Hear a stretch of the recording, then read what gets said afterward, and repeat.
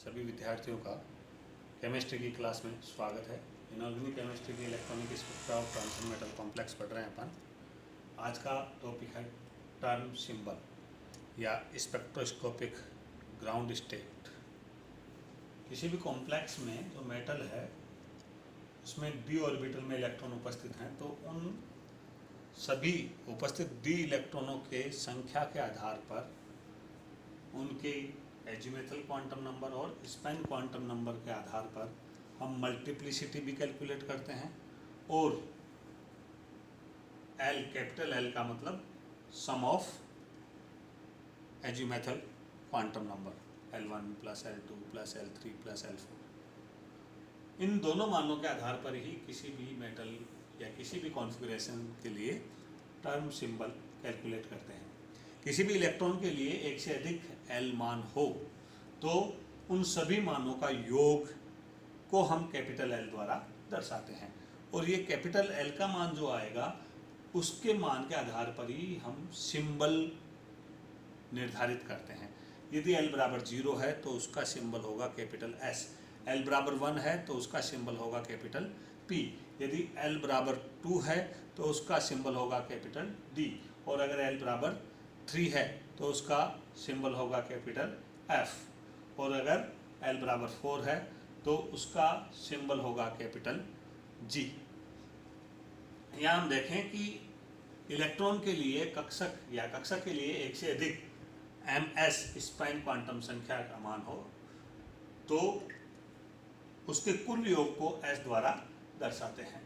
यहाँ हम देखें और L व S का युग्मन आपस में युग्मन हो तो वह J वैल्यू कहलाता है। J equal to L plus S to L minus S. किसी भी कक्षक में स्थित इलेक्ट्रॉन की स्थिति को स्पेक्ट्रोस्कोपिक ग्राउंड स्टेट द्वारा दर्शाते हैं, जो कि एक पूर्ण संख्या शब्द है। ग्राउंड स्टेट जो होगी उसमें सिंबल का निर्धारण हम L के मानों के आधार पर करते हैं, बता चुका मैं आपको। और अगर L बराबर 0 हो तो S, L बराबर 1 हो तो P, 2 हो तो D, 3 हो तो F, 4 हो तो G, capital dash dash dash. और इस प्रकार हम L का निर्धारण जो करते हैं वो डी ऑर्बिटल के लिए ML मानों के आधार पर करते हैं, अर्थात ML का मान डी ऑर्बिटल के लिए +2, +1, 0, -1, -2 5 कक्षक होते हैं, 5 ऑर्बिटल होते हैं डी में, सब ऑर्बिटल या उपकोष, उनके लिए 5 मान हैं। और इस प्रकार हम देखें डी उपकोष में उपस्थित इलेक्ट्रॉन के विन्यास पर चक्रण क्वांटम संख्या S का मान भी निर्धारित करते हैं, अर्थात उसमें अयुग्मित इलेक्ट्रॉन कितने हैं, तो जितने अयुग्मित इलेक्ट्रॉन होंगे उतने ही S का मान n/2 होगा, जहां n क्या है, अयुग्मित इलेक्ट्रॉनों की संख्या। और मल्टीप्लिसिटी निर्धारित करते हैं, उसका मल्टीप्लिसिटी बराबर होता है 2s + 1। तो अब टर्म सिंबल अगर हम देंगे किसी भी कॉन्फ़िगरेशन के लिए तो मल्टीप्लिसिटी ऊपर लिखेंगे 2s + 1 सबस्क्रिप्ट में, फिर L और फिर J। जैसे कि D1 विन्यास के लिए टर्म सिंबल कैलकुलेट कर रहे हैं तो D1 कॉन्फ़िगरेशन ये होगा। यहाँ देखें L1 + L2 + L3 + L4 + L5, L2, 3, 4, 5 ये सभी 0 हैं, एक भी इलेक्ट्रॉन नहीं है यहाँ, इसलिए इलेक्ट्रॉन की संख्या 0 आएगी, 0, 0, 0। और L का मान इसके लिए +2, इसके लिए +1, इसके लिए 0, इसके लिए -1, इसके लिए -2, और इस प्रकार हम कैलकुलेट करते हैं तो 2 मान आता है, अर्थात 2 के लिए जो सिंबल होगा वो क्या होगा, D। इस प्रकार हमने अभी तक तो केवल सिंबल का निर्धारण किया है। अब मल्टीप्लिसिटी का करेंगे तो total spine quantum number S1 + S2 + S3 + S4 + S5। केवल एक कक्षक में ही एक अयुग्मित इलेक्ट्रॉन उपस्थित है, और एक अयुग्मित इलेक्ट्रॉन के लिए S का मान होता है 1/2, तो इसका कुल टोटल मान क्या हो गया, 1/2। मल्टीप्लिसिटी का मान ज्ञात करें तो S का मान रखा 1/2, तो इस प्रकार मल्टीप्लिसिटी का मान आया 2। इस प्रकार इसके लिए जो टर्म सिंबल आया वो 2D होगा। विभिन्न कॉन्फ़िगरेशन के लिए इस प्रकार हम ज्ञात करते हैं, जैसे D2 के लिए वही 2 × 1 + 1 × 1 कितना हो गया, 3, तो इसका मतलब 3 तो सिंबल क्या आ गया, F।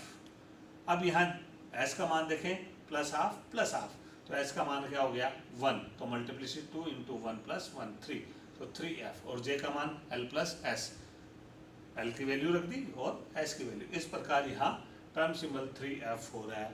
तो इस प्रकार हम D3 कॉन्फ़िगरेशन के लिए, D4 कॉन्फ़िगरेशन के लिए और D5 कॉन्फ़िगरेशन के लिए। अब D6 के लिए देखते हैं हम, D6 के थोड़ा सा D6 का अध्ययन करेंगे। यहाँ D6 का कॉन्फ़िगरेशन ये होगा, तो यहाँ 2 इलेक्ट्रॉन है, इसलिए 2 इंटू इसका मान L का मान कितना है +2 यहाँ एक इलेक्ट्रॉन है 1 इंटू 1, यहाँ एक इलेक्ट्रॉन है लेकिन इसके लिए L का मान कितना है 0, तो 0 इंटू 1। इसके लिए -1 है तो -1 इंटू 1 ही है, यहाँ -2 है तो -2 इंटू 1। इसको हल करते हैं तो यहाँ 2 आएगा और 2 के लिए वही सिंबल D। मल्टीप्लिसिटी देखें तो इसकी +½ और इसकी -½ स्पैन क्वांटम नंबर, तो यहाँ तो इस कक्षक के लिए तो हो गया 0 इस उपकोष के लिए, और यहाँ इसके लिए +½ इसके लिए +½ इसके लिए +½ इसके लिए +½ अर्थात 4/2 = 2। इस प्रकार मल्टीप्लिसिटी का मान कितना हो गया 5, तो इसका टर्म सिंबल क्या आ जाएगा 5D। इसी प्रकार हम कॉन्फ़िगरेशन D9 देखेंगे। D9 का और तो आप देखते रहेंगे। D9 में देखें तो यहाँ 2 इलेक्ट्रॉन है तो L का मान +2, यहाँ 2 इलेक्ट्रॉन है L का मान +1, यहाँ 2 इलेक्ट्रॉन है L का मान 0, यहाँ 2 इलेक्ट्रॉन है L का मान -1 और यहाँ एक इलेक्ट्रॉन है L का मान -2। तो इस प्रकार ये 2 इंटू 2 1 इंटू 2 0 इंटू 1 -1 इंटू 2 यहाँ -2 इंटू 2, तो वो मान वैल्यू कितनी आई 2, और 2 के लिए सिंबल D। और इस प्रकार मल्टीप्लिसिटी के साथ साथ क्या कैलकुलेट करें तो पहले S का मान कैलकुलेट करें। इसके लिए 0 +½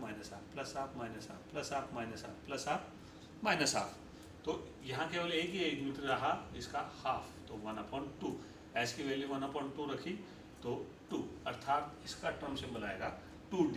इसी प्रकार D10 विन्यास के लिए देखो, ये पूरा L का मान 0 हो जाएगा, तो इसके लिए 0 के लिए जो ग्राउंड स्टेट सिंबल आएगी वो कैपिटल S, और S का मान भी 0 होगा। ये युग्मित हो गया, ये 0 ये 0 ये 0 ये 0 ये 0, तो S का मान 0 रखने पर मल्टीप्लिसिटी क्या हो जाएगी 1। तो इस प्रकार, और चेक का वैल्यू हमें मालूम है L + S 0 + 0। इस प्रकार टर्म सिंबल क्या हुआ इसका 1s0। D1 व D9 अवस्थाओं के लिए ऑर्गल आरेख अवस्था आरेख।